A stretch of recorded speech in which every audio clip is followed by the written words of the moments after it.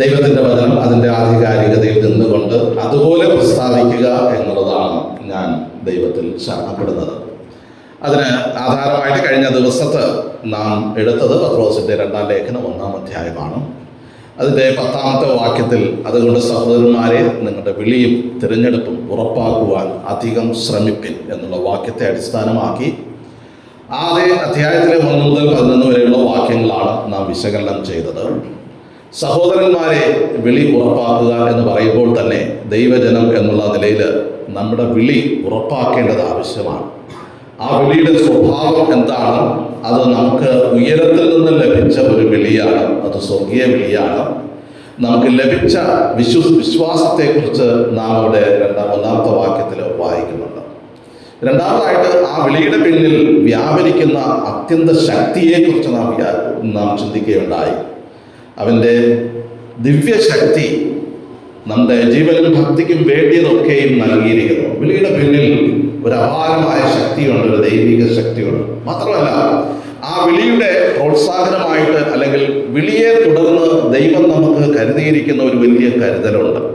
ജീവനും ഭക്തിക്കും വേണ്ടിയത് മാത്രമല്ല, അതിമഹത്തായ വാഗ്ദത്തങ്ങളും ദൈവം നമുക്ക് നൽകിയിരിക്കുന്നു.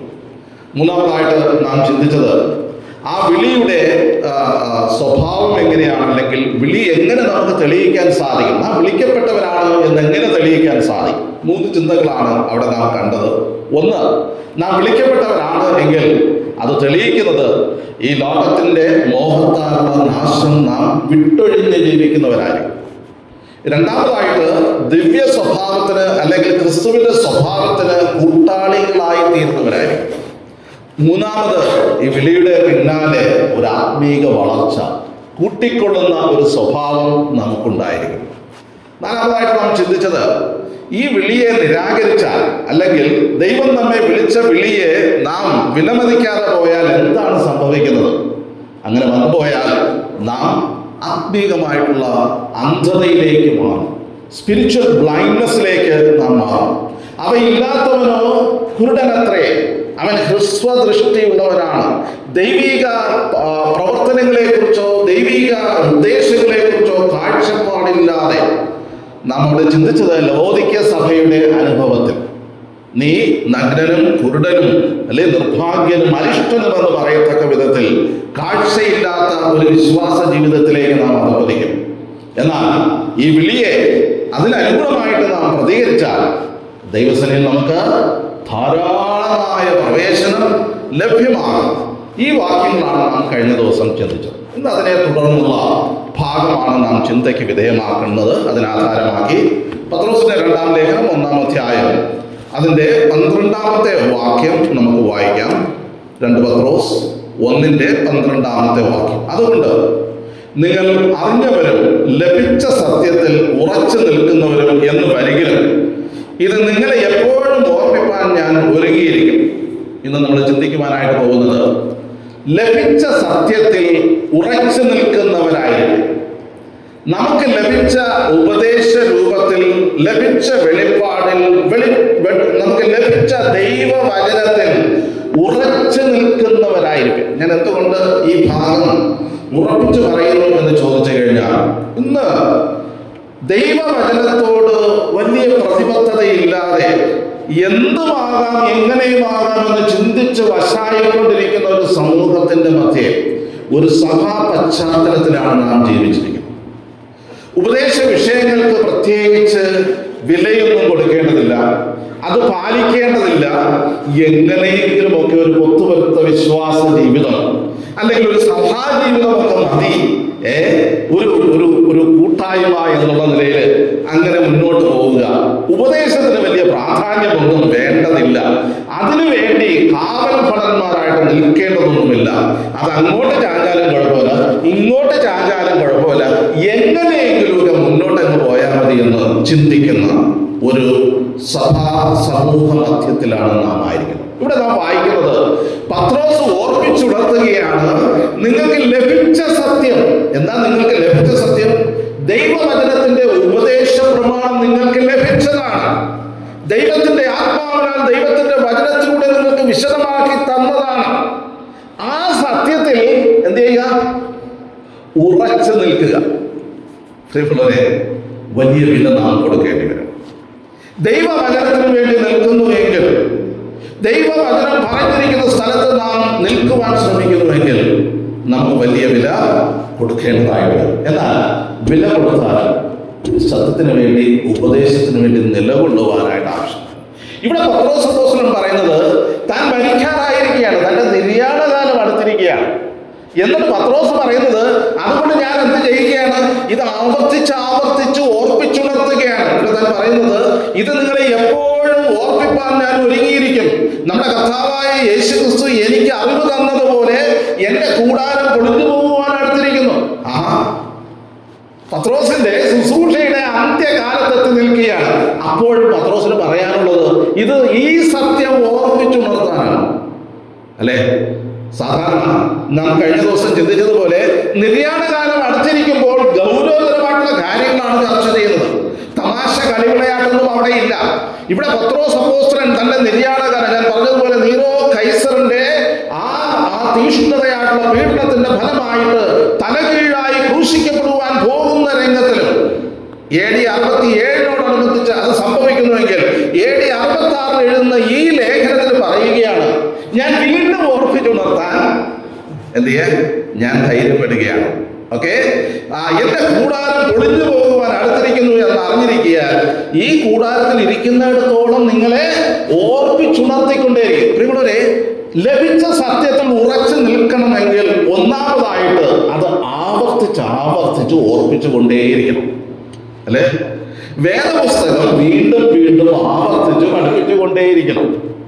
ഒരു പുസ്തകം ഒരു പ്രാവശ്യം പഠിച്ചു കഴിഞ്ഞാൽ അവിടെ കൊണ്ട് അവസാനിക്കുന്നില്ല. വീണ്ടും അത് പഠിപ്പിച്ചുകൊണ്ടേയിരിക്കണം. വീണ്ടും പ്രസംഗിച്ചുകൊണ്ടേയിരിക്കണം. ലഭിച്ച സത്യത്തിൽ ഉറച്ചു നിൽക്കുവാൻ വേണ്ടി അത് ആവർത്തിച്ച് ഓർപ്പിച്ചുണർത്തുവാനായിട്ട് ആവശ്യം. എന്താണ് ലഭിച്ച സത്യത്തെ കുറിച്ച് തിരുവെഴുത്ത് പറയുന്നത്? തിമോഥെയോസിന്റെ 2-ാം ലേഖനം 3:16 വാക്യത്തിൽ നാം ഇങ്ങനെ വായിക്കുന്നുണ്ട്, എല്ലാ തിരുവെഴുത്തും ദൈവശാസ്ത്രീയമാകിയാൽ അത് ഉപദേശത്തിനും ശാസനത്തിനും ഗുണീകരണത്തിനും നീതിയിലെ അഭ്യാസത്തിനും പ്രയോജനമുള്ളതാകുന്നു, ഉതകുന്നതാകുന്നു. ഉപദേശം ദൈവവചനത്തിലുണ്ട്. പ്രിയപ്പെട്ടവരെ, തിരുവെഴുത്തിൽ ദൈവത്തിന്റെ ഉപദേശ രൂപം നമുക്ക് നൽകിയിട്ടുണ്ട്. ഇത് ഉപദേശത്തിന് കൊള്ളാകുന്ന തിരുവെഴുത്താണ്. എന്താണ് ഉപദേശം?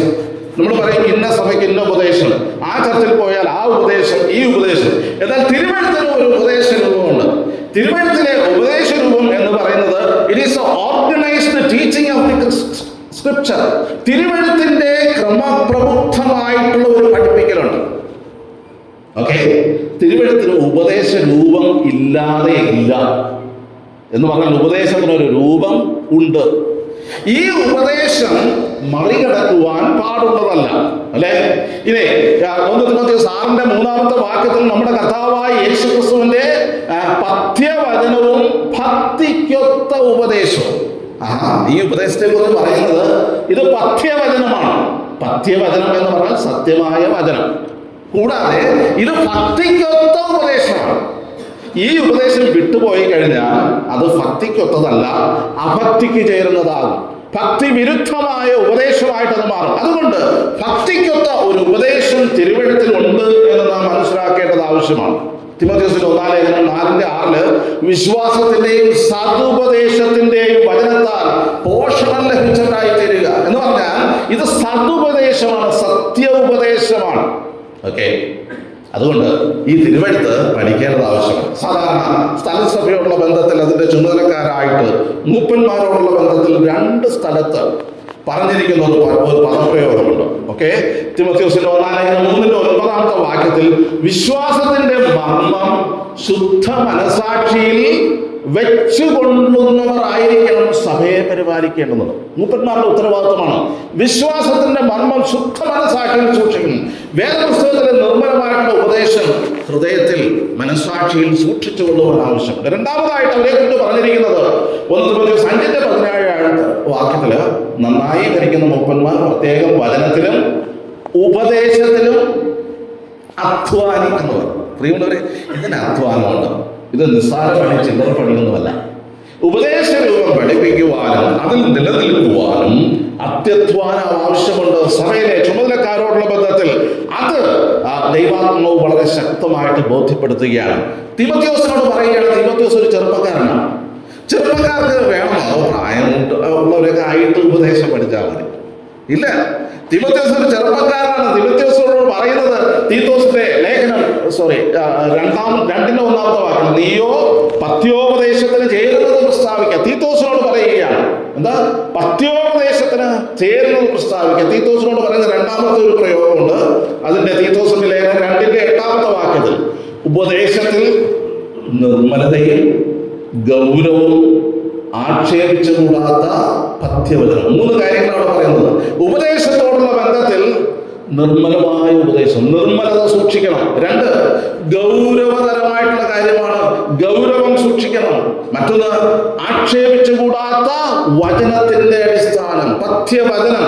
പ്രിയമുള്ളവരെ, ഉപദേശ രൂപത്തിന് വളരെ പ്രാധാന്യമുണ്ട്. ലഭിച്ച സത്യത്തിൽ ഉറച്ചു നിൽക്കുന്നതിന് വളരെ പ്രാധാന്യമുണ്ട്. യൂദയുടെ ലേഖനത്തിൽ ഇങ്ങനെ നമ്മൾ ഉദ്ബോധിപ്പിക്കുന്നുണ്ട്, നിങ്ങളെ വിശുദ്ധന്മാർക്ക് ഒരിക്കലായിട്ട് ഫലമേൽപ്പിച്ചിരിക്കുന്ന അതിവിശുദ്ധ വിശ്വാസത്തിന് വേണ്ടി പോരാടണം. എന്താ ഈ പോരാട്ടം? യുദ്ധപ്രഖ്യാപനമാണ് ഉപദേശത്തോടുള്ള ബന്ധത്തിലുള്ളത്. അങ്ങനെയാണെങ്കിൽ വളരെ സീരിയസ് ആയിട്ടുള്ള കാര്യമാണ് തിരുവെഴുത്തിന്റെ ഉപദേശം. കഴിഞ്ഞ ദിവസം നമ്മുടെ നടപ്പിനെ കുറിച്ച്, പ്രായോഗിക ജീവിതത്തെ കുറിച്ച്, വിളിയും തിരഞ്ഞെടുപ്പും ഉറപ്പാക്കാൻ ശ്രമിക്കുമെന്ന് പറഞ്ഞതുപോലെ തന്നെ ഉപദേശത്തിന്റെ നിർമ്മലത കാത്തു സൂക്ഷിക്കുവാൻ ആവശ്യമാണ്. തിമോഥെയോസിനെ ഉദ്ബോധിപ്പിക്കുകയാണ്. 1 തിമോഥെയോസ് 4:16 വാക്യത്തിൽ, നിന്നെ തന്നെയും ഉപദേശത്തെയും സൂക്ഷിച്ച് കൊള്ളുക, അതിൽ തന്നെ നിലനിൽക്കുക. നിന്നെ തന്നെ സൂക്ഷിക്കണം, ഒന്നാമത്തെ കാര്യം. പിന്നെ ഏതോടെ സൂക്ഷിക്കണം?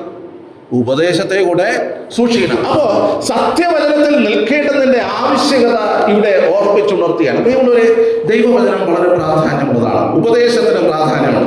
ഉപദേശം എന്തായാലും കുഴപ്പമില്ല, രക്ഷിക്കപ്പെട്ടാൽ മതി എന്ന് നാം ചിന്തിക്കുന്നുവെങ്കിൽ ദൈവവചനത്തിൽ അങ്ങനെയല്ല പറഞ്ഞിരിക്കുന്നത്. ഭക്തിക്കൊത്ത ഉപദേശം നാം മുറുകെ പിടിക്കേണ്ടത് ആവശ്യമാണ്, അല്ലേ? നമ്മുടെ എബ്രായ ലേഖനത്തിൽ വായിക്കുന്നുണ്ട് 2:1 വാക്യത്തിൽ, അതുകൊണ്ട് വല്ലപ്പോഴും ഒഴുകിപ്പോകാതിരിക്കേണ്ടതിന് കേട്ടത് അധികം ശ്രദ്ധയോടെ കരുത്. ദൈവവചനം സൂക്ഷിച്ചില്ല എങ്കിൽ എന്ത് ചെയ്യും? ഒഴുകിപ്പോകും. എന്തായാലും ഒഴുകിപ്പോകുന്നതെന്ന് അറിയാമോ? അറിയാം, ഒഴുകിപ്പോവുക. ഒരു ബോട്ടിന് അതിന്റെ നിയന്ത്രണം നഷ്ടപ്പെട്ടു എന്നിരിക്കട്ടെ, അതിന്റെ എഞ്ചിൻ കേടായി എന്നിരിക്കട്ടെ. ഈ ബോട്ട് ഒരു ജലാശയത്തിലാകുന്നെങ്കിൽ അതിനെ നിയന്ത്രിക്കാൻ പറ്റുമോ ആർക്കെങ്കിലും? തുഴയില്ല, എഞ്ചിനില്ല. ഈ ബോട്ട് പിന്നെ എങ്ങനെയായിരിക്കും പോകുന്നത്? നിയന്ത്രണം വിട്ടിട്ട് ഒഴുക്കിലൂടെ പോകും, അല്ലെ? അതിന് ഡയറക്ഷൻ ഇല്ല. ഇതിനെയാണ് ഒഴുകിപ്പോവുക. വിശ്വാസി ഒഴുകിപ്പോവുക എന്ന് പറഞ്ഞാൽ ഇതിന് നിയന്ത്രണമില്ലാതെ ഒഴുകിപ്പോവുക, വിട്ടുപോവുക. ഇതിന് സാധ്യതയുണ്ട്.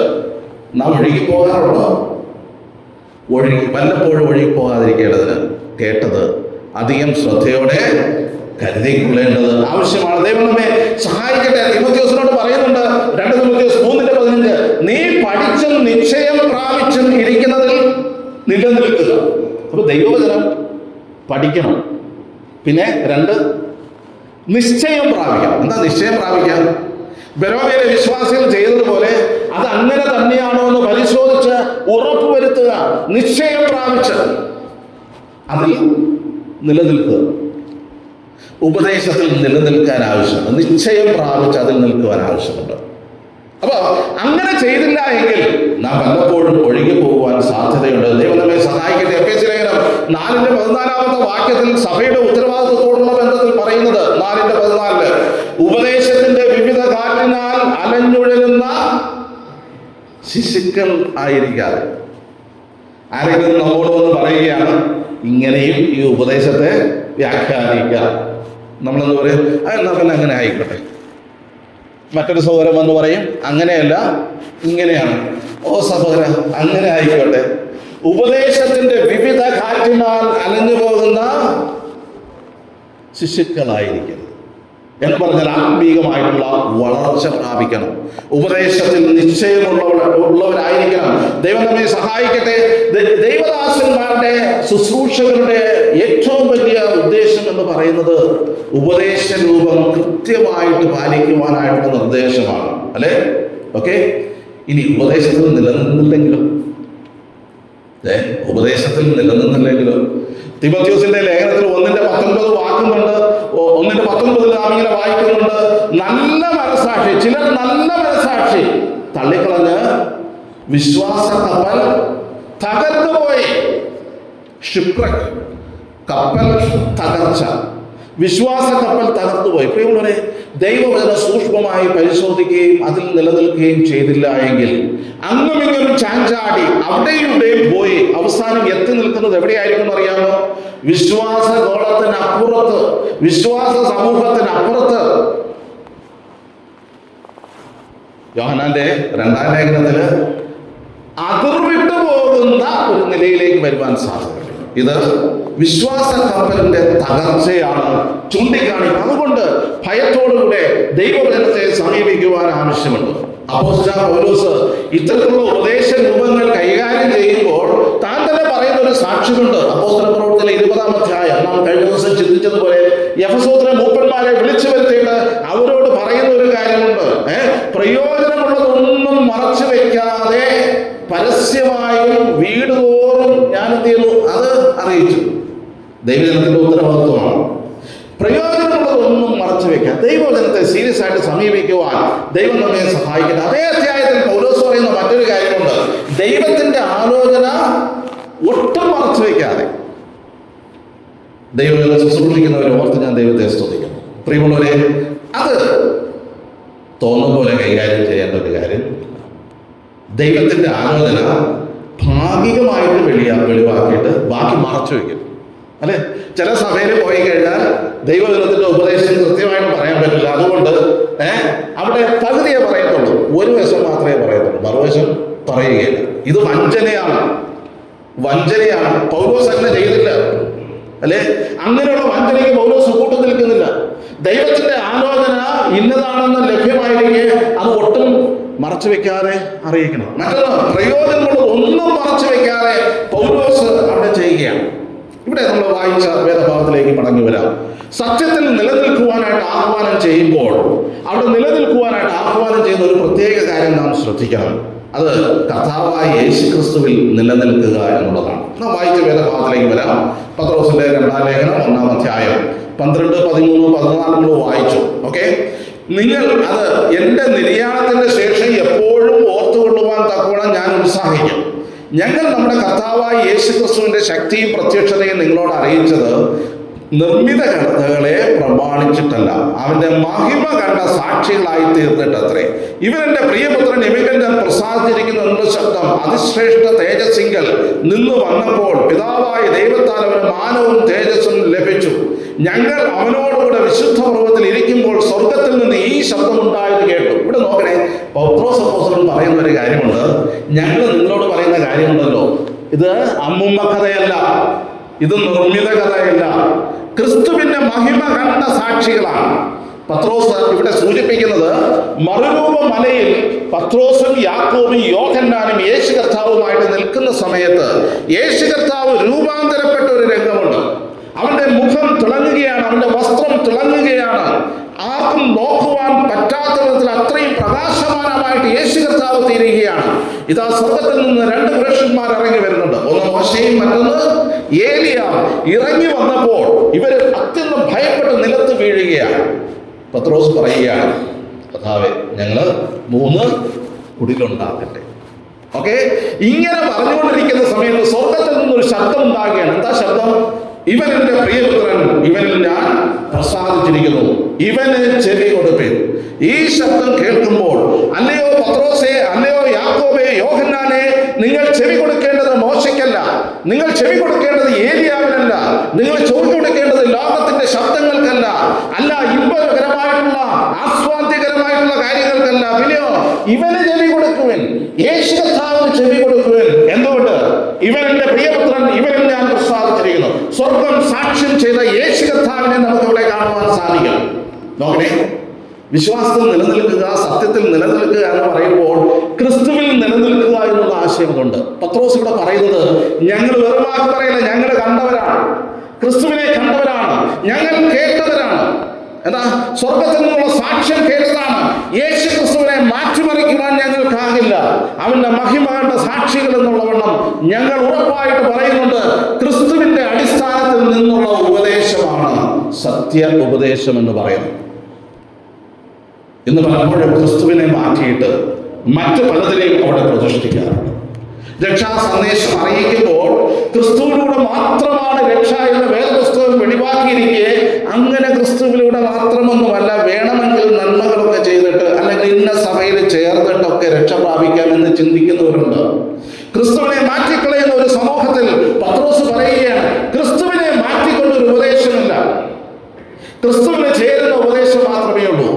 ക്രിസ്തുവിനെ കുറിച്ചുള്ള സാക്ഷ്യം മാറ്റുവാൻ പാടുള്ളതല്ല.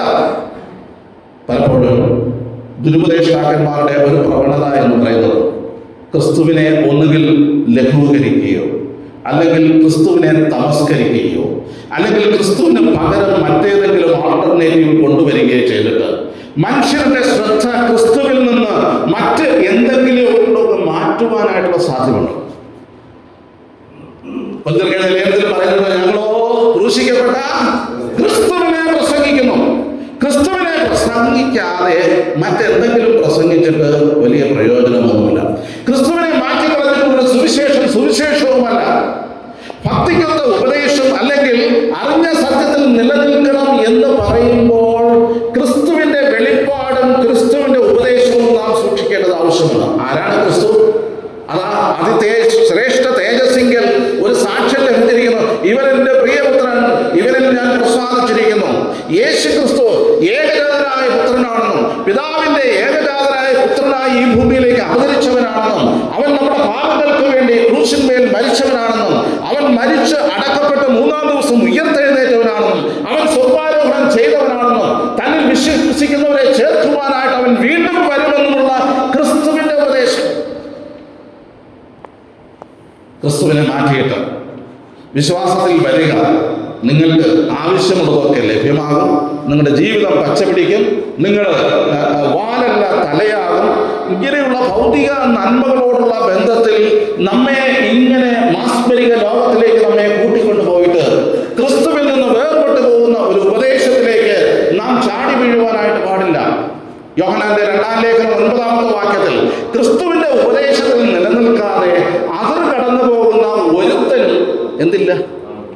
ദൈവമില്ല.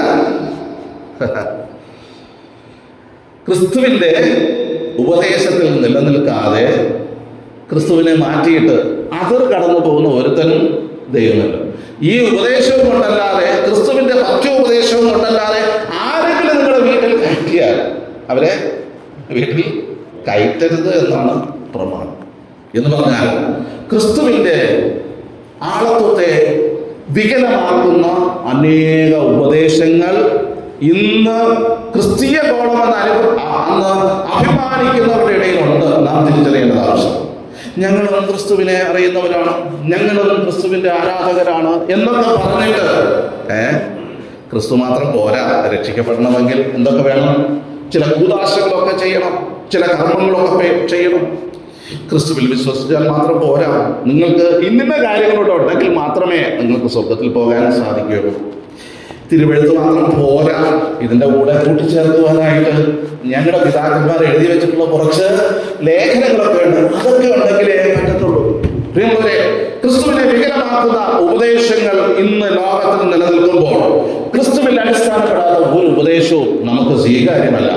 യേശു ക്രിസ്തുവിനെ കുറിച്ച് തിരുവെഴുത്ത് വെളിപ്പെടുത്തിയിരിക്കുന്നത് പോലെ അവന്റെ ആളത്വത്തെ സംബന്ധിച്ചും അവന്റെ ദൈവത്വത്തെ സംബന്ധിച്ചും അവന്റെ പാപപരിഹാര ബലിയെ സംബന്ധിച്ചും അവന്റെ മരിച്ച് അടക്കപ്പെട്ട് ഉയർത്തെഴുന്നേറ്റ കാര്യത്തെക്കുറിച്ചും അവന്റെ വീണ്ടും വരവിനെ കുറിച്ചും വേദപുസ്തകത്തിന് വിരുദ്ധമായിട്ടുള്ള എന്തെങ്കിലും ഉപദേശമുണ്ടെങ്കിൽ അത് നമുക്ക് സ്വീകാര്യമല്ല. അത് ക്രിസ്തുവിൽ നിൽക്കുന്നവരുടെ ലക്ഷണമല്ല എന്നുള്ളത് നാം തിരിച്ചറിയേണ്ടത് ആവശ്യമാണ്. ഓക്കെ, കൊലോസ്യ ലേഖനം 2:6-7 വാക്യങ്ങളിൽ നാം ഇങ്ങനെ വായിക്കുന്നുണ്ട്, rooted and built up in him. ക്രിസ്തുവിൽ അടിസ്ഥാനപ്പെട്ട് അവനിൽ വേരൂന്നിയും അവനിൽ ആത്മീക വർധനം പ്രാപിച്ചിട്ടുള്ളവരായിരിക്കും. ക്രിസ്തുവിൽ വേരൂന്നിയുള്ള ഒരു ക്രിസ്തീയ ജീവിതം നമുക്ക് ആവശ്യമാണ്. പ്രിയമുള്ളവരെ, നമ്മുടെ അടിസ്ഥാനം എവിടെയാണ്? ഒരു പാട്ട് നമ്മളിങ്ങനെ പാടാറുണ്ടല്ലോ, അതോ എൻ്റെ അടിസ്ഥാനം അത് ക്രിസ്തുവിൽ പൂർണ്ണ സമാധാനം ഉണ്ടേ. പ്രിയമുള്ളവരെ, ക്രിസ്തുവിൽ അടിസ്ഥാനപ്പെടാത്ത ഒരു ഉപദേശത്തിനും നിലനിൽപ്പില്ല. നാം മത്തായി സുവിശേഷം അതിൻ്റെ 7-ാമത്തെ അധ്യായത്തിലേക്ക് കടന്നു വരുമ്പോൾ വീട് പണിയുന്ന ചിലരെ കുറിച്ച് പറയുന്നുണ്ട്. മണലിന്മേൽ വീട് പണിയുന്നവർ, പാറമേൽ അടിസ്ഥാനമിട്ട് വീട് പണിയുന്ന ചിലരെ കുറിച്ച് പറയുന്നുണ്ട്. വൻമഴ ചൊരിഞ്ഞു, തിരകൾ അടിച്ചു, അതിന്റെ അലകൾ ആ വീടിന്റെ മേൽ ആഞ്ഞടിക്കുമ്പോൾ മണലിന്മേൽ വീട് പണിത ഒരുവരെ കുറിച്ച് പറയുന്നത് അടിസ്ഥാനമില്ലാത്തത് കൊണ്ട് അത് വീണുപോയി. എന്നാൽ ആഴത്തിൽ കുഴിയെടുത്ത് പാറമേൽ അടിസ്ഥാനമിട്ട് പണിയുന്നത് ഒരു നിർമ്മിതിയെ കുറിച്ച്, ഒരു വീട് പണിയുന്ന വ്യക്തിയെ കുറിച്ച് പറയുന്നുണ്ട്. കാറ്റടിച്ചു, അലകളടിച്ചു, ഓളങ്ങൾ തിരമാലകൾ പോലെ വീടിന്റെ മേൽ ആർത്തലിച്ചിട്ടും അത് വീണുപോയില്ല. എന്തുകൊണ്ടെന്നാൽ അത് പാറമേൽ അടിസ്ഥാനം. പ്രിയമുള്ളവരെ, ക്രിസ്തുവിൽ അടിസ്ഥാനപ്പെടാത്ത ഒരു വിശ്വാസവും വിശ്വാസമല്ല. ക്രിസ്തുവിൽ ആധേയപ്പെടാത്ത ഒരു ഉപദേശമല്ല എന്നുള്ള കാര്യം നാം തിരിച്ചറിയുക. കൊരിന്ത്യർക്ക് എഴുതിയ 1-ാം ലേഖനം 3-ാം അധ്യായത്തില് നാം ഇങ്ങനെ വായിക്കുന്നുണ്ട്, വിശ്വാസികൾ അനേക പണികൾ ചെയ്യുന്നുണ്ട്. നമ്മൾ കഴിഞ്ഞ ദിവസം ചിന്തിച്ചതാണ്. ക്രിസ്തു എന്ന അടിസ്ഥാനമല്ലാതെ മറ്റൊന്നിടുവാൻ ആർക്കും സാധ്യമല്ല. ആരെങ്കിലും ആ അടിസ്ഥാനത്തിന്മേൽ പണിയുന്നു എങ്കിൽ ആ പണിയെക്കുറിച്ച് അവിടെ പറയുന്നുണ്ട്. ക്രിസ്തു എന്ന അടിസ്ഥാനത്തിൽ അല്ലാത്ത ഒരു പണിയും ദൈവത്തിന് സ്വീകാര്യമല്ല എന്നുള്ള കാര്യം നാം തിരിച്ചറിയേണ്ടത് ആവശ്യമാണ്. പ്രിയമുള്ളവരെ, ദൈവം നമ്മെ സഹായിക്കട്ടെ. ക്രിസ്തുവിനോട് കൂട്ടിച്ചേർക്കുവാനും ക്രിസ്തുവിൽ നിന്ന് എടുത്തു കളയുവാനും നമുക്ക് പാടുള്ളതല്ല. വേദപുസ്തകത്തിൽ വെളിപ്പെടുത്തിയിരിക്കുന്ന ക്രിസ്തുവിനെ അതുപോലെ ഉൾക്കൊള്ളുവാനും അംഗീകരിക്കുവാനും ദൈവം നമ്മെ സഹായിക്കട്ടെ. ഗലാത്യലേഖനം 3-ാം അധ്യായത്തിൽ ഒരു വാക്യമുണ്ട്. അതിൻ്റെ 1-ാമത്തെ വാക്യം ഒന്ന് വായിക്കാമോ? യേശു ക്രിസ്തുവിനെ ക്രൂശിക്കപ്പെട്ടവനായി നിങ്ങളുടെ കണ്ണിന് മുമ്പിൽ വരച്ച് കിട്ടിയിരിക്കെ നിങ്ങളെ ക്ഷുദ്രം ചെയ്ത് നയിക്കരുത്. നിർഭാഗ്യകരമെന്ന് പറയട്ടെ, യേശു ക്രിസ്തു ക്രൂശിക്കപ്പെട്ടവനായിട്ട് നമ്മുടെ മുമ്പാകെ ദൈവവചനത്തിന്റെ അടിസ്ഥാനത്തിൽ വരച്ച് കിട്ടിയിരിക്കെ, വ്യക്തമാക്കിയിരിക്കെ, അത് കണ്ടിട്ടിലും കാണാപ്പെട്ട് ക്ഷുദ്രം ചെയ്ത് മയക്കപ്പെട്ടവരെന്ന പോലെ അറിയാതെ ക്രിസ്തുവിന്റെ ഉപദേശത്തിൽ നിന്ന് വഴിതെറ്റിപ്പോകുന്ന വിശ്വാസികളെ നമ്മുടെ ചുറ്റും കാണുവാൻ സാധിക്കും. അതുകൊണ്ട് ക്രിസ്തുവിന്റെ അടിസ്ഥാന ഉപദേശത്തിൽ നിലനിൽക്കുവാൻ ആവശ്യമുണ്ട്, അല്ലേ? ഗലാത്യലേഖനം 1-ാം അധ്യായത്തിലേക്ക് വരിക. അക്കൂട്ടരെ കുറിച്ച് അവിടെ അപ്പോസ്തലനായ പൗലോസ് പറയുന്ന 2 പ്രയോഗങ്ങളുണ്ട്. അതല്പം കടന്ന പ്രയോഗമാണോ എന്ന് എനിക്കറിയത്തില്ല. ഗലാത്യലേഖനം 1-ാം അധ്യായത്തില് യേശു കർത്താവിനെ കുറിച്ച് പറയുന്ന ചില സ്റ്റേറ്റ്മെന്റ്, 1-ാം അധ്യായം അതിന്റെ 3-4 ഒക്കെ അതിന്റെ 3-4 വാക്യങ്ങൾ യേശു ക്രിസ്തുവിനെ കുറിച്ച് അവിടെ പറഞ്ഞിരിക്കുന്നത്. നമ്മുടെ പാപങ്ങൾ നിമിത്തം തന്നെത്താൻ ഏൽപ്പിച്ചു കൊടുത്തവനായി നമ്മുടെ കർത്താവായ യേശു ക്രിസ്തുവിൽ നിന്ന് കൃപയും സമാധാനം ഉണ്ടാകട്ടെ. അവൻ എന്നേക്കും മഹത്വമാണ്. ശ്രദ്ധിച്ചോളൂ, 6-ാം വാക്യം. ക്രിസ്തുവിന്റെ കൃപയാൽ നിങ്ങളെ വിളിച്ചവനെ വിട്ട് നിങ്ങൾ ഇത്ര വേഗത്തിൽ വേറൊരു സുവിശേഷത്തിലേക്ക് മറിയുന്നത് കൊണ്ട് ഞാൻ ആശ്ചര്യപ്പെടുന്നു. അത് വേറൊരു സുവിശേഷമെന്നല്ല, ചിലർ നിങ്ങളെ കലക്കി ക്രിസ്തുവിന്റെ സുവിശേഷം മറിച്ച് കളയുവാൻ ഇച്ഛിക്കുന്നു എന്നത്രേ. എന്നാൽ ഞങ്ങൾ നിങ്ങളോട് അറിയിച്ചതിന് വിപരീതമായി ഞങ്ങളാകട്ടെ, സ്വർഗത്തിൽ നിന്നൊരു ദൂതനാകട്ടെ, നിങ്ങളോട് സുവിശേഷം അറിയില്ല. ക്രിസ്തുവിന്റെ സുവിശേഷം മാറ്റിമറിച്ചിട്ട് എന്തെങ്കിലും അറിയിച്ചാൽ ഇവിടെ പറഞ്ഞിരിക്കുന്നത് അനാഥമാണ്.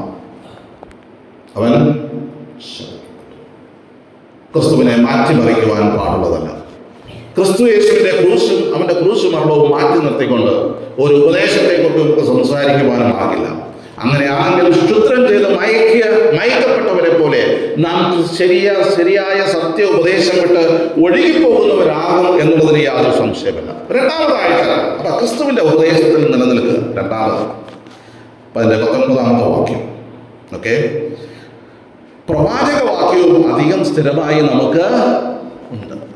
അപ്പൊ ക്രിസ്തുവിന്റെ ഉപദേശം സൂക്ഷിച്ചുകൊള്ളുക, അതിൽ നിലനിൽക്കുക, സത്യത്തിൽ നിലനിൽക്കുക എന്ന് പറയുമ്പോൾ ക്രിസ്തുവിന്റെ ഉപദേശത്തിൽ നിലനിൽക്കുക. 2-ാമതായിട്ട് പറഞ്ഞിരിക്കുന്നത് പ്രവാചക വാക്യവും അധികം സ്ഥിരമായി നമുക്കുണ്ട്. എന്താ പ്രവാചക വാക്യം? ദൈവത്തിന്റെ തിരുവെഴുത്തുകൾ. ഈ തിരുവെഴുത്തുകൾ എങ്ങനെ കാത്തുകൊള്ളണം എന്നിവിടെ പറയുന്നുണ്ട്. നേരം വെളുക്കുകയും നിങ്ങളുടെ ഹൃദയങ്ങൾ ഉദയ നക്ഷത്രം ഉദിക്കുകയും ചെയ്യുവോളം ഇരുണ്ട സ്ഥലത്ത് പ്രകാശിക്കുന്ന വിളക്ക് പോലെ അതിനെ കാത്തു സൂക്ഷിക്കുക എന്ന് പറഞ്ഞാൽ, നേരം അന്ധകാരമായി പ്രകാശിപ്പിക്കുന്ന അല്ലെങ്കിൽ ഉദയസൂര്യൻ ഉദിക്കുന്ന സമയത്ത് അതെങ്ങനെയാണ് പ്രകാശമാകുന്നത് പോലെ, ഇരുട്ട് മാറി പ്രകാശം, ചില ഹൗളിംഗ് കൂടുതലാണോ? ഓക്കെ, ഇരുട്ട് പ്രകാശമാകുന്നത് പോലെ നിങ്ങളുടെ ഹൃദയങ്ങളിൽ എന്ത് സൂക്ഷിക്കണം? പ്രവാചക വാക്യം സൂക്ഷിക്കണം. അത് നമ്മുടെ അന്ധകാരത്തെ മാറ്റുന്നതാണ്, ഇരുട്ടിനെ മാറ്റുന്നതാണ്. വീണ്ടോട് പറഞ്ഞിരിക്കുന്നത് തിരുവഴുത്തിലെ പ്രവചനമൊന്നും സ്വയമായ വ്യാഖ്യാനത്താൽ ഉളവാകുന്നതല്ല. ഇത് വെറുതെ വ്യാഖ്യാനിക്കുന്ന വ്യാഖ്യാനമല്ല തിരുവഴുത്ത്. രണ്ടാമത്തെ കാര്യം, പിന്നെ എന്ന് ആദ്യം തന്നെ അറിഞ്ഞുകൊള്ളണം, പ്രവചനം ഒരിക്കലും മനുഷ്യന്റെ ഇഷ്ടത്താൽ വന്നതല്ല. ഈ ചിലരൊക്കെ തിരുവഴുത്തുകളെ കുറിച്ച് പറയുന്നത്, ഇത് ഈ 40-ലധികം എഴുത്തുകാർ ഏകദേശം 3000-ലധികം അല്ലെങ്കിൽ 4000-ലധികം വർഷങ്ങളുടെ വ്യാപ്തിയിൽ അവിടെയും ഇവിടെയും ഇരുന്ന് എഴുതിയ എന്തോ കാര്യങ്ങളാണ്. അതെല്ലാം കൂടി ഒരുമിച്ച് ബൈൻഡ് ചെയ്തെടുത്തതാണ് ഇത്. അത് അവരുടെ അഭിപ്രായമാണ് എന്ന് ഇന്നത്തെ യുവജനതയുടെ മധ്യത്തിൽ നിരീശ്വരവാദികൾ പരത്തുന്ന ഒരു കാര്യമാണ്. എന്താ? ഇത് ആരാണോ എഴുതിയത് ഒരുമിച്ച് കൂട്ടിച്ചേർത്തിരിക്കുന്നത്. എന്താ ഇവിടെ പറഞ്ഞിരിക്കുന്നത്? ഈ തിരുവെഴുത്ത് മനുഷ്യന്റെ ഇഷ്ടത്താൽ ഉളവായതല്ല. പിന്നെ എങ്ങനെയാണ് ഇത് ഉണ്ടായത്? ദൈവകൽപ്പനയാ. മനുഷ്യർ നിയോഗം പ്രാപിച്ചിട്ട്, പരിശുദ്ധാത്മ നിയോഗം പ്രാപിച്ചിട്ട് സംസാരിച്ചതത്രേ. എന്ന് പറഞ്ഞാൽ തിരുവെഴുത്തിന്റെ ആദ്യത്തെ പേജ് മുതൽ അവസാനം വരെ ഇതിന്റെ എഴുത്തുകാരെ മുഴുവൻ നിയന്ത്രിച്ചത് ആരാണ്? ദൈവത്തിന്റെ പരിശുദ്ധാത്മാവാണ്. പരിശുദ്ധാത്മാവ് നൽകിയ നിയോഗം കൊണ്ട് മനുഷ്യർ സംസാരിച്ചതാണ്. ഇത് കേവലം മനുഷ്യരുടെ ബുദ്ധിമൂശയിൽ ഉളവായതല്ല തിരുവെഴുത്ത്. തിരുവെഴുത്തിന്റെ ആധികാരികത, ഓതന്റിസിറ്റി, അതിന്റെ തെറ്റിക്കൂടായ്മ, ഇന്നറൻസി, അത് വിളിച്ചറിയിക്കുന്ന ഒരു വാക്യമാണ് ഈ വാക്യം എന്ന് പറയുന്നത്. തിരുവെഴുത്ത് ഒരു അമ്മകഥയല്ല. ഇത് മനുഷ്യരുടെ ഇഷ്ടത്താൽ ഉണ്ടായതല്ല. ഇവരെ കൂടി ആലോചിച്ച് എഴുതിയതുമല്ല. പിന്നെയോ ദൈവത്തിന്റെ പരിശുദ്ധാത്മാവ് നമുക്ക് വെളിപ്പെടുത്തി തന്ന തിരുവെഴുത്ത്. തിരുവെഴുത്തിന്റെ ആധികാരികതയെ കുറിച്ച് ഇവിടെ പറയുകയാണ്. അത് നാം മനസ്സിലാക്കേണ്ടത് ആവശ്യമാണ്. 119 സങ്കീർത്തനത്തിൽ ഒരു വാക്യമുണ്ട്. എന്താണ് തിരുവെഴുത്തിനെ കുറിച്ച് പറയുന്ന ഒരു വാക്യം? അതിന്റെ 89-ാമത്തെ വാക്യം എന്താ? യഹോവേ, നിന്റെ വചനം സ്വർഗത്തിൽ എന്നേക്കും സ്ഥിരമായിരിക്കുന്നു. ഓ ദൈവത്തിന്റെ സ്തോത്രം! സ്വർഗത്തിൽ എന്നേക്കും സ്ഥിരമായിരിക്കുന്ന വചനം. കാലാകാലങ്ങളിൽ പണ്ട് ഭാഗമായിട്ടും വിവിധമായിട്ടും പ്രവാചകന്മാർ മുഖാന്തരം അരുളി ചെയ്ത വചനം. ഈ അന്ത്യകാലത്ത് പുത്രൻ മുഖാന്തരം അരുളി ചെയ്ത വചനം. കേട്ടവർ നമുക്ക് ഉറപ്പിച്ചു തന്നതുമായിട്ടുള്ള വചനം. അപ്പോസ്തലന്മാർ അത് വ്യാഖ്യാനിച്ച് നൽകിയിരിക്കുന്ന വചനം. ഇത് ദൈവത്തിന്റെ പരിശുദ്ധാത്മാവിനാൽ ലിഖിതമാണ് എന്നുള്ളത് നാം തിരിച്ചറിയേണ്ടത് ആവശ്യമാണ്. ഇതിനകത്ത് മനുഷ്യന്റെ കൈകടത്തലുകൾ ഉണ്ടായിട്ടില്ല എന്നുള്ളത് നാം മനസ്സിലാക്കുക. തിരുവെഴുത്തിനെ അതുപോലെ ഉള്ളതുപോലെ വിശ്വസിക്കുക. ദൈവം നമ്മെ സഹായിക്കട്ടെ. ക്രിസ്തുവിനെ കുറിച്ച് പറയുന്നതുകൊണ്ട് ഒരിക്കലും ഉവ്വ് എന്നും പിന്നെ ഇല്ല എന്നും പറയുന്നവരല്ല. ദൈവത്തിന്റെ വാഗ്ദത്തങ്ങൾ എത്രയുണ്ടെങ്കിലും അത് ക്രിസ്തുവിൽ ഉവ്വ് എന്നത്രേ. ദൈവം നമ്മെ സഹായിക്കട്ടെ. യേശു കർത്താവ് പറയുന്ന ഒരു സാക്ഷ്യമുണ്ട്. എന്താ സാക്ഷ്യം? മത്തായി സുവിശേഷം 5-ാം അധ്യായത്തിൽ 14 മുതലുള്ള വാക്യങ്ങൾ 14, 15, 16, 17 വാക്യങ്ങളിലേക്ക് വരുമ്പോൾ എന്താ കർത്താവ് പറയുന്നത്? ഞാൻ ന്യായപ്രമാണത്തെ നീക്കുവാനല്ല നിവർത്തിപ്പാനത്രേ വന്നത്. അല്ലേ? എന്താ? ന്യായപ്രമാണത്തിൽ നിന്ന് ആകാശവും ഭൂമിയും ഒഴിഞ്ഞു പോകുമ്പോഴും ന്യായപ്രമാണത്തിൽ നിന്ന് ഒരു പുള്ളിയെങ്കിലും നീങ്ങിപ്പോകുകയില്ല. ഓ ദൈവത്തിന് സ്തോത്രം! ഇത് സ്വർഗത്തിൽ സ്ഥിരമായ വചനമാണ്. ഇതിന് മാറ്റം വന്നുകൂടായികയുണ്ട്. ഇത് മാറ്റുവാൻ സാധ്യമല്ല. അതുകൊണ്ട് ഈ തിരുവെഴുത്തിനെ മുറുകെ പിടിക്കുവാൻ ആവശ്യമാണ്. തീത്തോസിന്റെ ലേഖനം 1-ാം അധ്യായം 9-ാമത്തെ വാക്യത്തിൽ holding fast the faithful word, വിശ്വാസ വചനം മുറുകെ പിടിക്കുന്നവരായിരിക്കുക. അതിന്റെ അർത്ഥം എന്ന് പറഞ്ഞാൽ റെഫ്യൂസിംഗ് ടു കോംപ്രമൈസ്, വിട്ടുവീഴ്ചയ്ക്ക് തയ്യാറല്ല. ഇപ്പൊ ഞാനിവിടെ വന്ന് ദൈവവചനമൊക്കെ പഠിപ്പിച്ചിട്ട് പോയി. ജെയ്സൺ സഹോദരൻ പഠിപ്പിച്ചത് കൊണ്ട് ഇതെല്ലാം അങ്ങനെയാണ് എന്ന് നിങ്ങൾ ധരിക്കേണ്ടതല്ല. ഞാൻ പറഞ്ഞ വാക്യങ്ങൾ അങ്ങനെ തന്നെയാണെന്ന് പരിശോധിക്കും. ബെരോവിയിലെ വിശ്വാസികൾ നമ്മൾ വായിക്കുന്നുണ്ട്. അവര് അത് അങ്ങനെ തന്നെയാണോ എന്ന് പരിശോധിച്ചുകൊണ്ടേയിരുന്നു. കോംപ്രമൈസിന് തയ്യാറല്ല. ആര് ഉപദേശിച്ചാലും ആര് പ്രസംഗിച്ചാലും നമുക്ക് ഇപ്പം സോഷ്യൽ മീഡിയയിൽ ഇഷ്ടം പോലെ ലഭ്യമാണ് അല്ലേ? സോഷ്യൽ മീഡിയയിൽ കിട്ടുന്നത്. ഇപ്പൊ പിന്നെ പുതിയൊരു സംവിധാനം ChatGPT ഉണ്ട് അല്ലേ? നിങ്ങൾക്ക് വേണ്ടി, നിങ്ങൾക്ക് പകരമായിട്ട് വേറെ പുസ്തകം പഠിപ്പിച്ചു തരുന്ന വേറൊരു സാധനമാണ് ChatGPT. AI സംവിധാനം. എന്ത് വിഷയം കൊടുത്താലും പഠിപ്പിച്ചു തരും അല്ലെ? എന്ത് ഉപദേശം വേണമെങ്കിലും പഠിപ്പിച്ചു തരും. ശ്രദ്ധിച്ചോണേ, അപകടമുണ്ട്. എന്താ വേണം? തിരുവെഴുത്തുകളെ ശോധന ചെയ്ത അങ്ങനെ തന്നെയാണോ നോക്കുക. ആര് പ്രസംഗിച്ചാലും, ആരെഴുതി തന്നാലും, എന്തെഴുത്ത് വായിച്ചാലും, എന്ത് സോഷ്യൽ മീഡിയയിൽ നിന്ന് കിട്ടിയാലും തിരുവെഴുത്തുമായിട്ട് നിരക്കുന്നതാണെങ്കിൽ നിങ്ങൾക്ക് ഉൾക്കൊള്ളാം.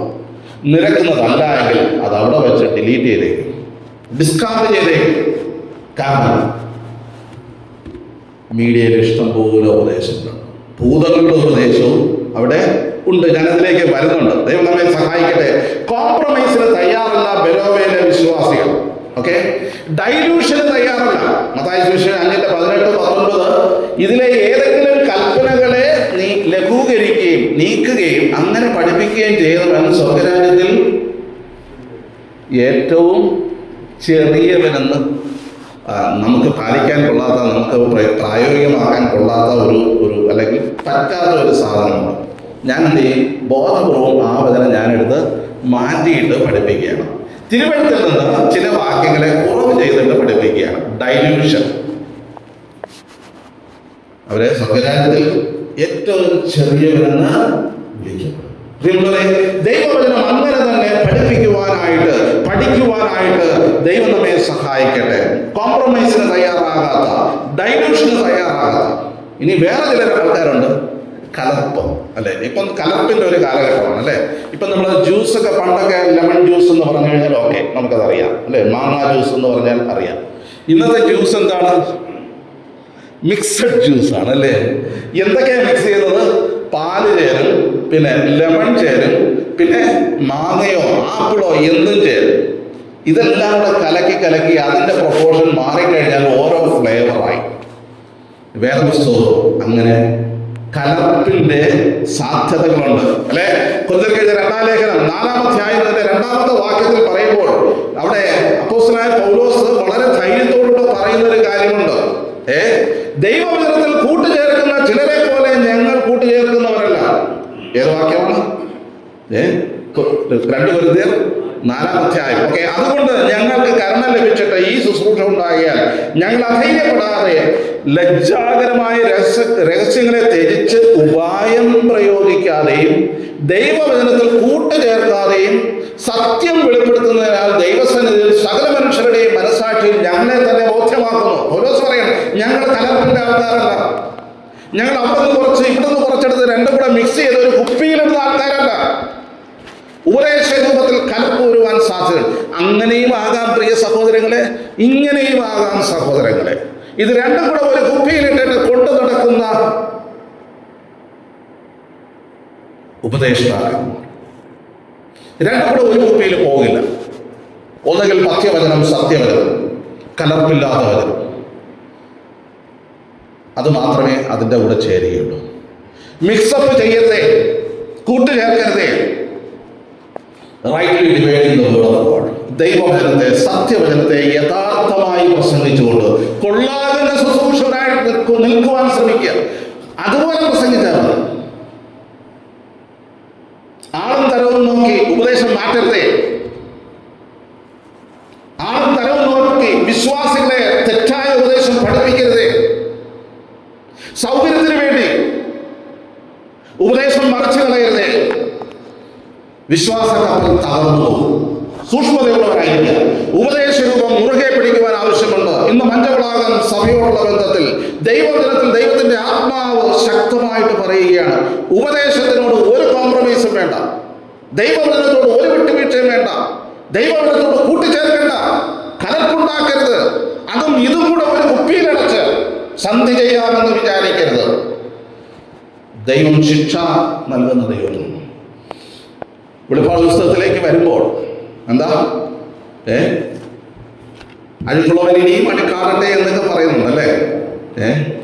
അതിൻ്റെ 7-ാമത്തെ വാക്യം 22-ന്റെ 7. ഇതാ ഞാൻ വേഗത്തിൽ വരുന്നു, ഈ പുസ്തകത്തിലെ പ്രവചനം പ്രമാണിക്കുന്നവൻ ഭാഗ്യവാൻ എന്ന് പറയും. ഇതാ ഞാൻ വേഗം വരുന്നു. പരിശോധിക്കാൻ പോവുകയാണ്. ഈ പുസ്തകത്തിലെ വചനം പ്രമാണിക്കുന്നുണ്ടോ ഇല്ലയോ, സത്യത്തിന് വേണ്ടി നിൽക്കുന്നുണ്ടോ ഇല്ലയോ. മറുവശം 18-ാം വാക്യം, ഈ പുസ്തകത്തിലെ പ്രവചനം കേൾക്കുന്ന ഏവനോട് ഞാൻ സാക്ഷീകരിക്കുന്നതെന്നാൽ അതിനോട് ആരെങ്കിലും കൂട്ടിയാൽ ഈ പുസ്തകത്തിൽ എഴുതിയ ബാധകളെ ദൈവം അവന് വരുന്നു. ഈ പ്രവചന പുസ്തകത്തിലെ വചനത്തിൽ നിന്ന് ആരെങ്കിലും വലത് നീക്കിക്കളഞ്ഞാൽ ഈ പുസ്തകത്തിൽ എഴുതിയിരിക്കുന്ന ജീവവൃക്ഷത്തിലും വിശുദ്ധ നഗരത്തിലും അവനുള്ള അംശം ദൈവം നീക്കിക്കളയും. ദൈവം അതിന്റെ മധ്യേ ന്യായം വിധിക്കുന്നു എന്നുള്ള കാര്യം നാം വിസ്മരിച്ചുകൂടാ. 1-ാം നൂറ്റാണ്ടിൽ പത്രോസിന്റെ പ്രസംഗത്തിൽ രക്ഷിക്കപ്പെട്ട 3000 പേർ, അവരെ കുറിച്ച് പറഞ്ഞിരിക്കുന്നത് അവർ അപ്പോസ്തലന്മാരുടെ ഉപദേശം കേട്ടു. പ്രിയമുള്ളവരെ, അപ്പോസ്തലന്മാരുടെ ഉപദേശം കേൾക്കണം. നിർവ്യാജമായിട്ടുള്ള ഉപദേശം, കലർപ്പില്ലാത്ത ഉപദേശം. ദൈവം നമ്മെ സഹായിക്കട്ടെ. കൊലോസ്യർ 3:16 നാം ഇങ്ങനെ വായിക്കുന്നുണ്ട്, ക്രിസ്തുവിന്റെ വചനം ഐശ്വര്യമായി നിങ്ങളിൽ വസിക്കട്ടെ. എന്താ ഐശ്വര്യമായിട്ട് വസിക്കട്ടെ? ക്രിസ്തുവിന്റെ വചനത്തിന് നിങ്ങളിൽ ഐശ്വര്യമായ സ്വീകരണം ഉണ്ടായിരിക്കട്ടെ, സ്വാധീനത ഉണ്ടായിരിക്കട്ടെ.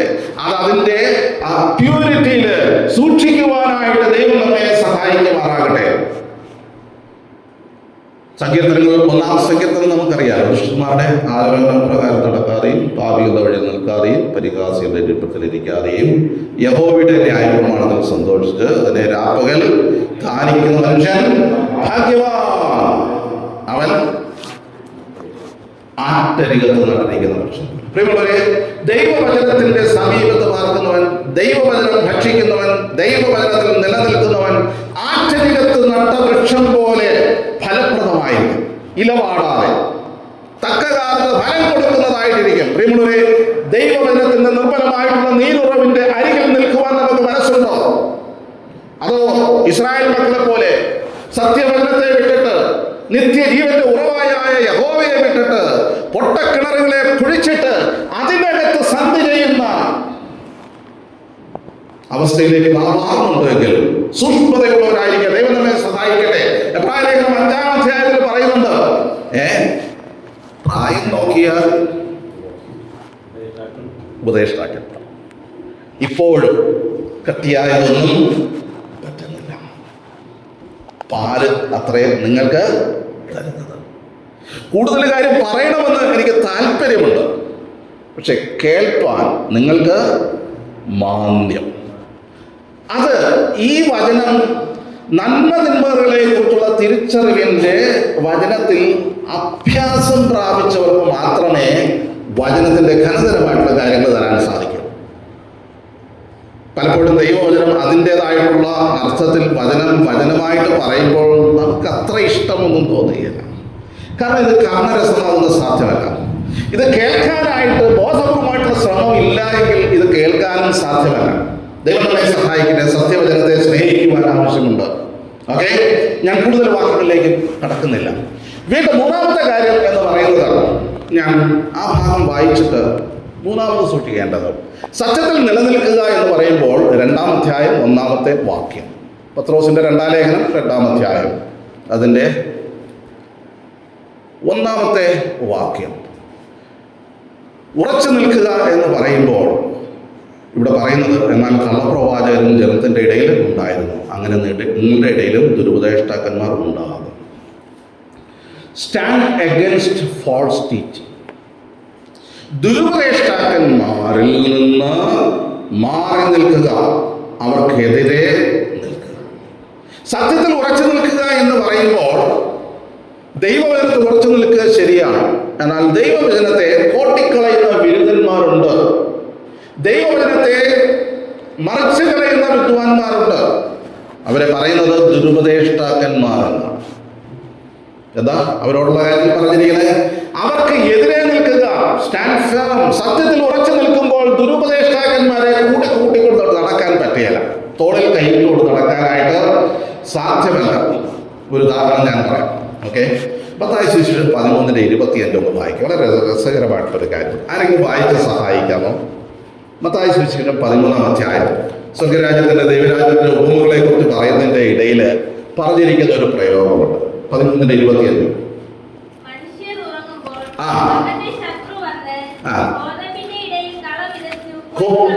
ഗോതമ്പിന്റെ ഇടയിൽ കള വിതച്ചിട്ട് പോയി കളഞ്ഞു. എപ്പോഴാണ്? മനുഷ്യൻ ഉറങ്ങുന്നു. ഒരു കൃഷിക്കാരൻ തന്റെ നിലത്തിൽ നല്ല ഗോതമ്പ് മണി വിതച്ചിട്ടിരിക്കുകയാണ്. അവന്റെ വിതയൊക്കെ കഴിഞ്ഞിട്ട് അവൻ ഉറങ്ങുന്ന സമയത്ത് എന്താ സംഭവിക്കുന്നത്?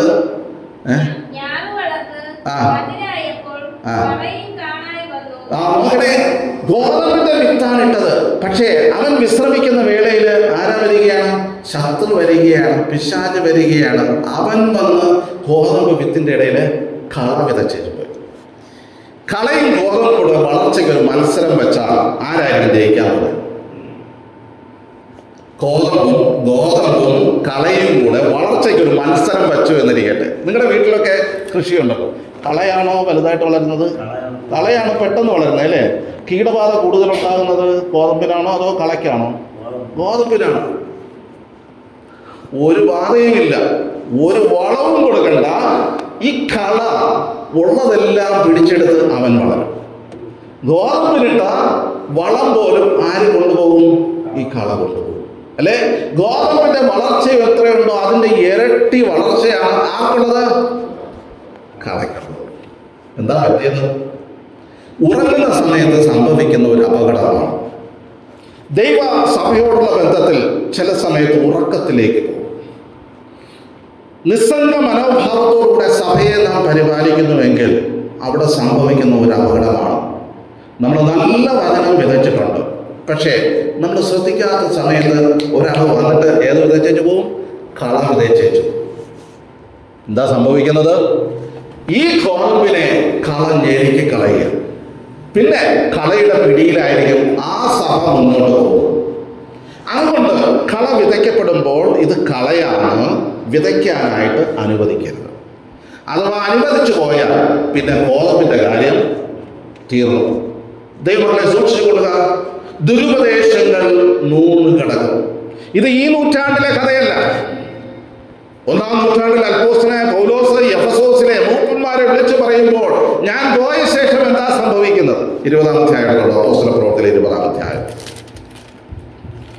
അപ്പോസ്തല പ്രവൃത്തിയിലെ 20-ാം അധ്യായം.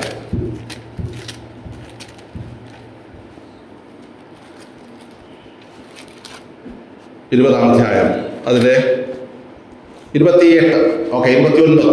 ഞാൻ പോയ ശേഷം ആട്ടിൻകൂട്ടത്തെ ആദരിക്കാത്ത കൊടിയ ചെന്നായ്ക്കൾ നിങ്ങളുടെ ഇടയിൽ കടക്കും എന്ന് ഞാൻ അറിയുന്നു. ശിഷ്യന്മാരുടെ തങ്ങളുടെ പിന്നാലെ വലിച്ചു കളവാനായി വിപരീത ഉപദേശം പ്രസ്താവിക്കുന്ന പുരുഷന്മാർ എവിടെ നിന്നാ? നിങ്ങളുടെ ഇടയിൽ. സൂക്ഷിച്ചുകൊള്ളുക. നമ്മുടെ ഇടയിൽ വേർപെട്ടവർ ഇടയിൽ നിന്ന് ചെയ്യുന്ന ഒരു കളപ്രയോഗം നമ്മൾ സൂക്ഷിക്കുക. ഇടയിൽ നിന്ന് അവരുടെ പ്രശ്നം ഇവിടെ പറഞ്ഞിരിക്കുന്നത് അവർ കൊടിയ ചെന്നായ്ക്കളാണ്. വിശ്വാസികളെ കർത്താവിന്റെ പിന്നാലെ കൊണ്ടുപോകുന്നവരല്ല, തങ്ങളുടെ പിന്നാലെ വലിച്ചു കൊണ്ടുപോകുന്നവർ. തിരുവനന്തപുരത്ത് തന്നെ സൂക്ഷിച്ചോളൂ. ഉപദേശത്തോടുള്ള ബന്ധത്തിൽ ചില വ്യക്തികളുടെ പിന്നാലെ കുറച്ച് പേരുണ്ട്. എന്തിന്റെ പിന്നാലെയാണ്? തങ്ങളുടെ പിന്നാലെ വലിച്ചു കൊണ്ടുപോകുന്ന ചിലർ. സൂക്ഷിച്ചോണേ, നിങ്ങളുടെ ഇടയിൽ നിന്ന് എഴുന്നേൽക്കുമെന്നാണ് പറഞ്ഞിരിക്കുന്നത്. ഇത് സഭകൾ ശ്രദ്ധിക്കേണ്ട ഒരു കാര്യമാണ്. ഇതില്ല, ശ്രദ്ധിച്ചില്ല എന്നുണ്ടെങ്കിൽ നമ്മുടെ കൂട്ടത്തിൽ നിന്നും പിന്നാലെ വലിച്ചു കൊണ്ടുപോകും കൊടിയ ചെന്നായ്ക്കൾ, വിപരീത ഉപദേശം പ്രസ്താവിക്കുന്ന പുരുഷന്മാർ നിങ്ങളുടെ ഇടയിൽ നിന്ന് എഴുന്നേൽക്കും. അതുകൊണ്ട് 3 കാര്യങ്ങൾ. 1, ഉണർന്നിരിപ്പൻ. ഞാൻ നിങ്ങളോട് 3 വർഷം രാപ്പകൽ കണ്ണീർ വാർത്തുകൊണ്ട് നിങ്ങളെ ഉപദേശിച്ചു തന്നത് ഓർത്തുകൊള്ളുവേൻ. ഓക്കെ? നിങ്ങൾക്ക് ആത്മീക വർധന വരുത്തുവാനും സകല വിശുദ്ധന്മാരോടും കൂടി അവകാശം തരുവാനും കഴിയും ദൈവത്തിലും അവൻ്റെ കൃപയുടെ വചനത്തിലും നിങ്ങളെ പരമേൽപ്പിക്കും. ഉണർന്നിരിപ്പിൻ, ഓർത്തുകൊള്ളുവിൻ, കൃപയുടെ വചനത്തിൽ പരമേൽപ്പിക്കപ്പെടുവിൻ. ദൈവം നമ്മെ സഹായിക്കട്ടെ. ദുരുപദേശത്തിന്റെ വിവിധ കാറ്റിനാൽ അലഞ്ഞു പോകുവാൻ ഇടവരരുത്. ഓക്കെ? ഇവിടെ നമ്മൾ വായിച്ച വേദഭാഗത്തിലേക്ക് വരുമ്പോൾ പത്രോസിന്റെ 2-ാം ലേഖനം 2-ാം അധ്യായത്തിൽ ഈ ദുരുപദേഷ്ടാക്കന്മാരുടെ ചില സ്വഭാവങ്ങളോട് പറഞ്ഞിട്ടുണ്ട്. അത് വെറുതെ വായിച്ചു വിട്ടാൽ മതി. എന്തൊക്കെയാണ് അവരുടെ സ്വഭാവങ്ങൾ? ശരിക്കും പറഞ്ഞാൽ അത്ഭുതം തോന്നുന്ന ചില സ്വഭാവ സവിശേഷതകൾ അവർക്ക് ഉണ്ട്. എന്താണ് ആ സ്വഭാവം? 2-13 അധ്യായം 1 മുതൽ വായിച്ചോളൂ. കള്ളപ്രവാചകന്മാരും ജനത്തിന്റെ ഇടയിൽ ഉണ്ടായിരുന്നു. ഓക്കെ. അങ്ങനെ നിങ്ങളുടെ ഇടയിലും ദുരുപദേഷ്ടാക്കന്മാർ ഉണ്ടാകും. അവർ നാശകരമായ മതഭേദങ്ങളെ നുഴയിച്ചു. നാശകരമായ മതഭേദം.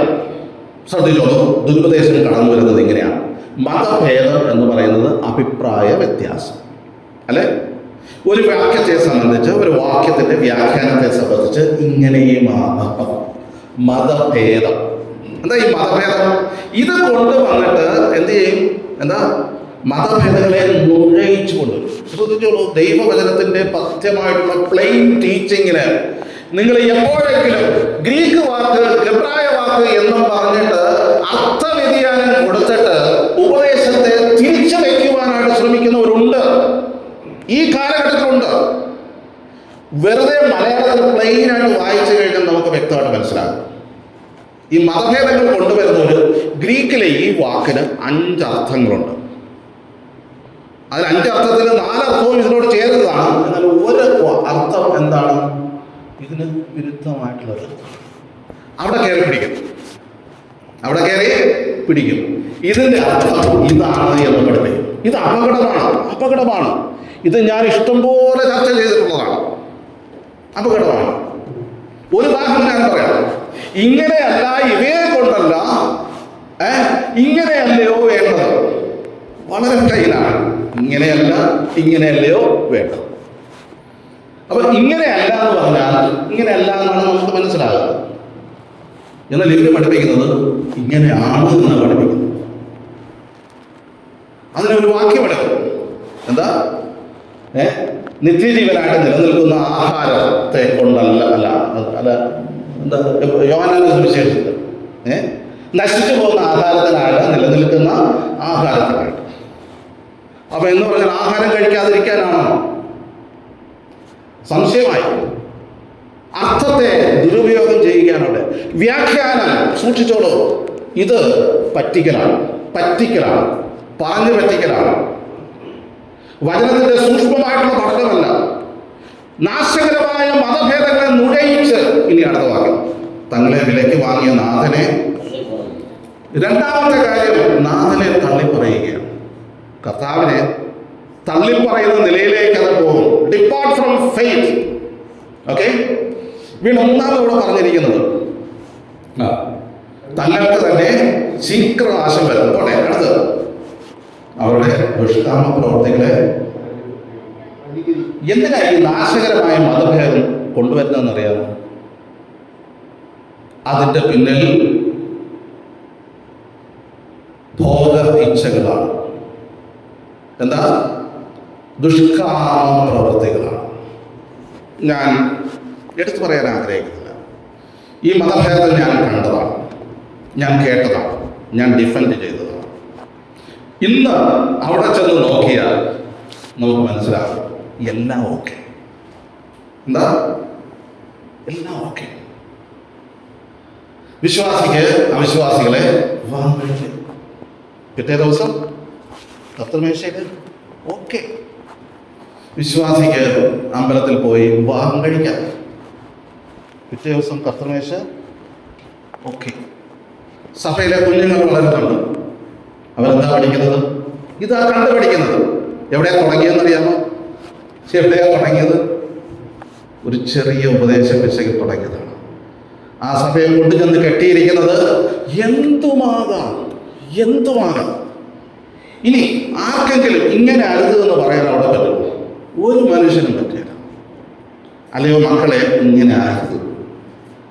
അവർ തിരിച്ചു ചോദിക്കും, അതങ്ങനെയല്ലേ, ഇതിങ്ങനെയല്ലേ? ചോദിച്ചാൽ പറയുന്നവർക്ക് ഉത്തരമില്ല. അതുകൊണ്ട് ആ ദുരുപദേശ കൂട്ടത്തിനകത്ത് സംഭവിക്കാൻ പോകുന്നത് എന്തുമാകാം, ഏതുമാകാം. പ്രിയമുള്ളവരെ, ദൈവം നമ്മെ സഹായിക്കട്ടെ.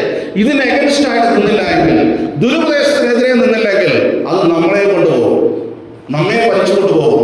നാശകരമായ മതഭേദങ്ങൾ നുഴയിച്ചുകൊണ്ട് പിന്നെ വിശ്വാസത്തിൽ നിന്ന് നാഥനെ തള്ളിപ്പറഞ്ഞുകൊണ്ട് they are twisting scripture, തിരുവെഴുത്തുകളെ, വചനത്തെ ട്വിസ്റ്റ് ചെയ്തുകൊണ്ട് നാശകരമായ മതഭേദങ്ങളെ നുഴയിച്ച് വീണ്ടും സത്യമാർഗം ദുഷിക്കപ്പെടും. അവർ ദ്രവ്യാഗ്രഹത്തിൽ കൗശലവാക്ക് പറഞ്ഞുകൊണ്ട് നിങ്ങളെ ശ്രദ്ധിച്ചു. ഇതിന്റെ പിന്നിലെ ലക്ഷ്യം എന്ന് പറയുന്നത് ദ്രവ്യാഗ്രഹത്തിന്റെ കൗശലവാക്കിൽ ചിലരെ വിലക്കെടുത്തിട്ട് അവരെ കൊണ്ട് കച്ചവടം ചെയ്യുവാൻ വേണ്ടിയിട്ട് ദുരുപദേഷ്ടാക്കന്മാർ ഇറങ്ങി തിരിക്കുന്നതിന് യാതൊരു സംശയം വേണ്ട. ഇന്നല്ലെങ്കിൽ നാളെ നമ്മുടെ സ്ഥലസുഖങ്ങൾ അനുഭവിക്കാൻ പോകുന്ന ഒരു വലിയ പ്രശ്നം ഇതാണ്. കാരണം ഇന്ന് അതിൻ്റെ ഏജന്റുമാരിൽ വിലയ്ക്ക് വാങ്ങപ്പെട്ടിരിക്കുന്നു. അതിൻ്റെ കൂടെ ഓശാന പാടുവാനായിട്ട്, കൈയടിക്കുവാനായിട്ട് അനേകർ കൈകോർത്തിരിക്കുന്നു. നാളെ അവരും വന്ന് എന്ത് ചെയ്യും? ഈ ഉപദേശം ഈ സഭയിൽ പ്രസംഗിക്കും. മനസ്സിലായേ? അപ്പോൾ നമ്മൾ എന്ത് പറയും? നോ സഹോദര, കൊള്ളാം, ദൈവവചനത്തോടത് ചേരുന്നില്ല എന്ന് പറയാനായിട്ടുള്ള ചങ്കൂറ്റം നമുക്കുണ്ടാണ്.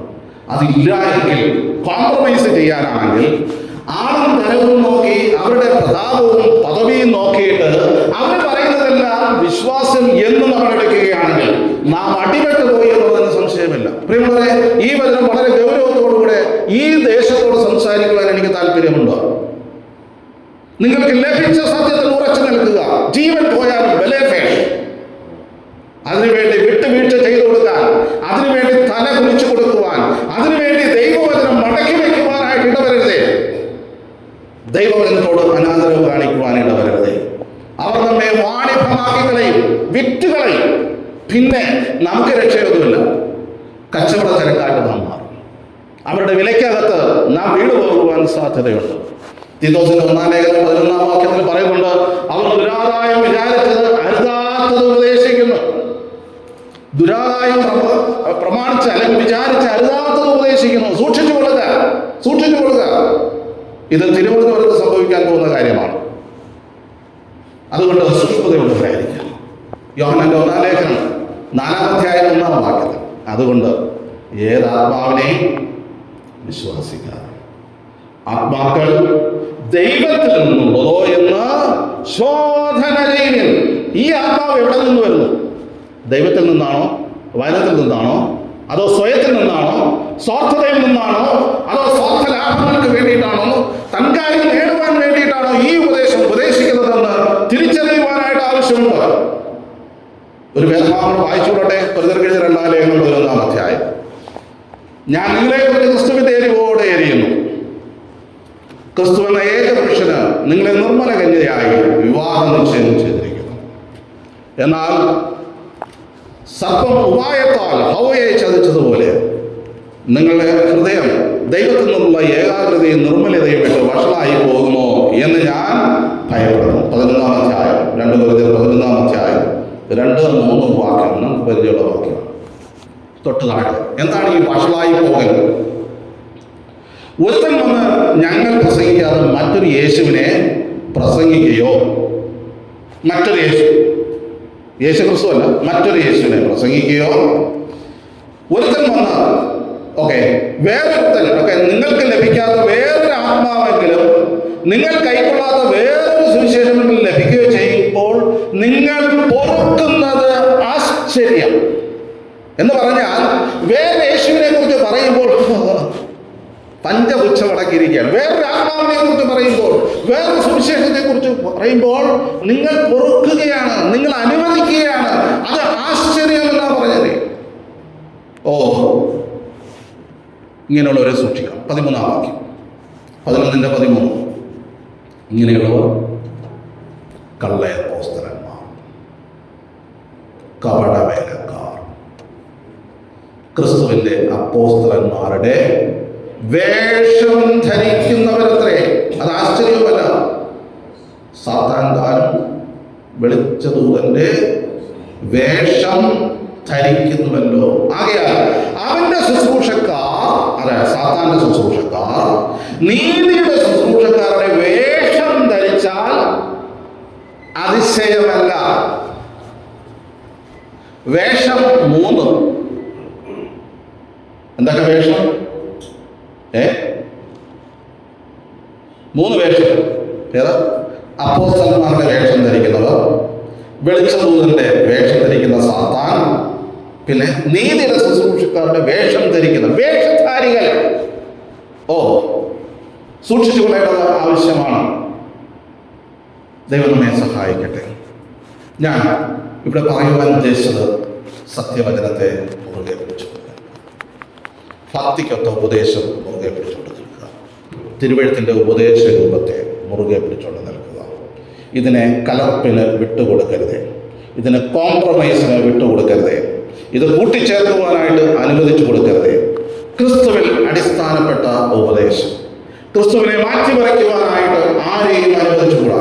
അവന്റെ സ്വഭാവത്തെയും അവന്റെ ദൈവത്വത്തെയും അവന്റെ പാപപരിഹാര ബലിയെയും അവന്റെ മരണ അടക്ക പുനരുത്ഥാനത്തെയും അവന്റെ സ്വർഗാരോഹണത്തെയും ഇന്നത്തെ അവന്റെ മഹാപൗരോഹിത്യ ശുശ്രൂഷയും അവന്റെ മടങ്ങി വരവിനെ നിരാകരിക്കുന്ന ഏതെങ്കിലും ഒരു കാര്യം ഏത് ആത്മാവിൽ വന്ന് പ്രസംഗിച്ചാൽ നോ, ക്രിസ്തുവിനോട് ചേർന്ന ഉപദേശമല്ല, അത് വിട്ടുപോകുന്ന ഉപദേശമാണ്. അങ്ങനെയുള്ളവരോട് ചെന്ന് സദ്യകളിൽ ചെന്ന് പങ്കാളികളാകുകയും വേണ്ട എന്നാണ് പറഞ്ഞിരിക്കുന്നത്. വീട്ടിനകത്ത് അവരോട് കുശല പ്രശ്നവും വേണ്ട. അവർ ക്രിസ്തുവിനെ നിഷേധിക്കുന്നവരാണ്. ക്രിസ്തുവിനെ നിഷേധിക്കുന്നവർക്ക് ദൈവവുമില്ല. അവരോട് കോംപ്രമൈസിന് കൈ കൊടുക്കാനായിട്ട് പോകും. രണ്ടാമത്തെ കാര്യം, തിരുവെഴുത്ത് പ്രവാചക വാക്യവും അധികം സ്ഥിരമായി നമുക്കുണ്ട്. അത് മനുഷ്യന്റെ ഇഷ്ടത്താൽ വന്നതല്ല. ക്രിസ്തുവിന്റെ ആത്മാവിനാൽ ദൈവാത്മാവിനാൽ പരിശുദ്ധാത്മാവിനാൽ പ്രചോദിതരായിട്ട് മനുഷ്യരിലൂടെ ദൈവം സംസാരിച്ച തിരുവെഴുത്തുണ്ട്. അത് സ്ഥിരമായ വചനമാണ്. നമ്മൾ കണ്ടു, സ്വർഗത്തിൽ എന്നേക്കും സ്ഥിരമായിരിക്കുന്ന വചനം. ഇത് കാവൽ വാക്യങ്ങളുണ്ട്. ഇതിൽ നിന്ന് എടുക്കുന്നവരും ഇതിനോട് കൂട്ടിച്ചേർക്കുന്നവർക്കും ആ ന്യായവിധി പറഞ്ഞിരിക്കുകയാണ്. അതുകൊണ്ട് സത്യവചനത്തെ യഥാർത്ഥമായിട്ട് പ്രസംഗിച്ചുകൊണ്ട് ലജ്ജിപ്പാൻ സംഗതിയില്ലാത്ത ശുശ്രൂഷക്കാരനായിട്ട് നിൽക്കാനായിട്ട് നമുക്ക് സാധിക്കും. മൂന്നാമതായിട്ട് ദുരുപദേഷ്ടാക്കന്മാർ. അത് പുറത്തുനിന്ന് വരുന്നവരല്ല, അത് വിദേശമൊന്നുമല്ല, പിന്നെയോ നമ്മുടെ ഇടയിൽ നിന്ന് എഴുന്നേൽക്കുന്നവരാണ്. അവർ നാശകരമായ മതഭേദങ്ങളിൽ നൊഴിയേക്കും. എന്നിട്ട് അവര് വഞ്ചനയുടെ ഉപദേശമായിരിക്കും നമുക്ക് നൽകുന്നത്. വിലയ്ക്ക് വാങ്ങിയ നാഥനെ തള്ളിപ്പറയുന്നവരാണ്. മാത്രമല്ല പിന്നെയോ നമ്മെ ദ്രവ്യാഗ്രഹത്തിൻ്റെ മാർഗത്താൽ നമ്മെ വാണിഭമാക്കുന്നവരാണ്.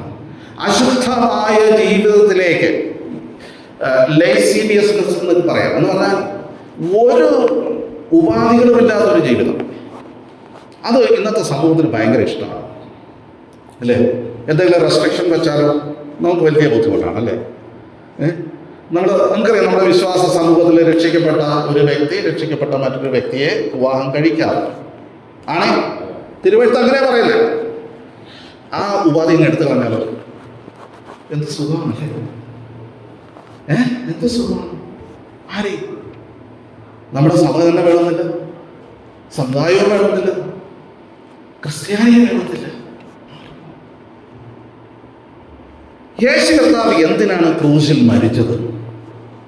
ഇങ്ങനെയാണോ വിശ്വാസ സമൂഹത്തിലേക്ക് ആൾക്കാർ കടന്നു വരേണ്ടത്? രക്ഷയ്ക്കായിട്ട് യേശു ക്രിസ്തുവിന്റെ മാർഗമല്ലാതെ വേറൊരു മാർഗമില്ലല്ലോ. വിവാഹം എന്ന മാർഗം ആൾക്കാരെ രക്ഷിക്കപ്പെടുവാനുള്ള ഉപാധിയായിട്ട് ദൈവം വച്ചിട്ടുണ്ടോ? ആശ്വസിക്കുകയാണ്, ഒരാത്മാവ് കൂടെ വന്നല്ലോ. ലജ്ജാകരം.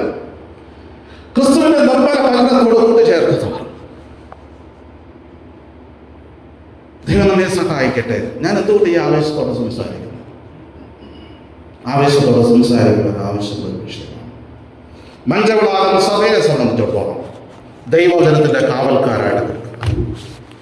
നമുക്ക് ലഭിച്ച സത്യവചനത്തിന്റെ കാവൽക്കാരായിട്ട് നിൽക്കുക. സമീപത്താണ് ദുരുപദേഷ്ടാക്കന്മാർ, അടുത്താണ്. അത് ഏത് മാർഗത്തിലും കടന്നു വരാം, ഏത് രൂപത്തിലും കടന്നു വരാം. നമ്മെ വാണിഭമാക്കുവാനും നമ്മുടെ സമൂഹത്തെയും തലമുറകളെയും ഇഷ്ടം പോലെ ജീവിക്കുവാൻ അനുവദിക്കുന്ന ഒരു പ്രത്യേക സ്വഭാവം അതിനകത്തുണ്ട്. ആകർഷിച്ചു പോകുവാൻ വളരെ സാധ്യതയുണ്ട് എന്നാണ് ദൈവത്തിന്റെ ആത്മാവ് നമ്മോട് കൽപ്പിക്കുന്നു. കാവൽക്കാരായിട്ട് നിൽക്കുവാനായിട്ട് ദൈവം സഹായിക്കട്ടെ. അവന്റെ നാമം ഇന്നും എന്നേക്കും വാഴ്ത്തപ്പെടുവാനാകട്ടെ.